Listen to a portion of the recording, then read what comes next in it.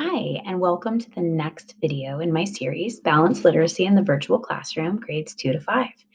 Today I'm going to be teaching you about the mini lesson. My name is Dina Bolin. I'm an elementary school teacher, a Google certified teacher, a Bunsey ambassador, and a Seesaw ambassador.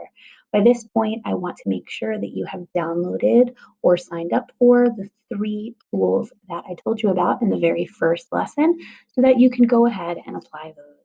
Well, here we go. So again, I've been preaching this in the last couple of videos. I want you to know that you are already an amazing teacher in person.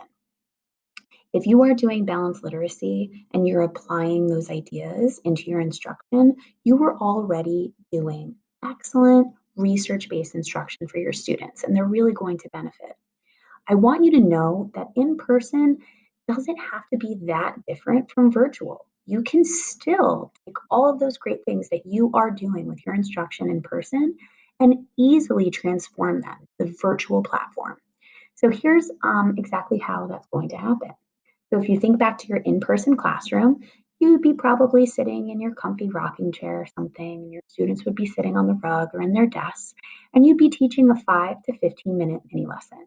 Research shows that really 5 to 7 minutes would be ideal for a mini lesson, especially for children on the younger end of that 2 to 5 spectrum. The teacher may be using a book from the classroom library. You may be using an anchor chart, a worksheet, or maybe slides presentation to present the focus of the lesson to students. Okay, so virtually, you're not going to see as much of a difference as you would think. Okay, you are still teaching that 5 to 15-minute mini lesson using Screencastify or Zoom.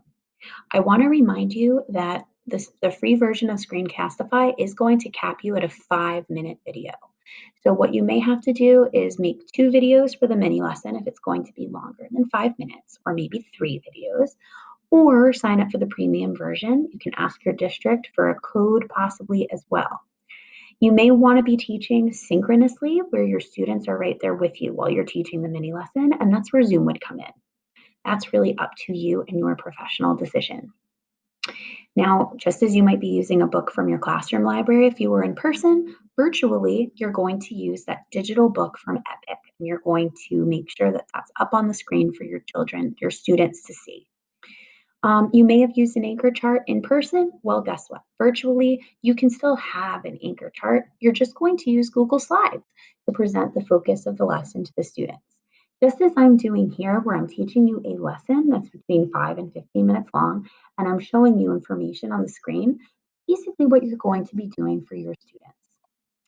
So the tech tools you're going to be using are Screencastify for recording, and I put here 7 to 12-minute lesson. I would say 5 to 15, of course, is also within the realm of that research. Google Slides, if teaching synchronously on Zoom, you may want to use breakout rooms for partner talks. And then, of course, you even have the option of assessing after a mini lesson using Google Forms, Padlet, Google Classroom, Schoology poll, or discussion board.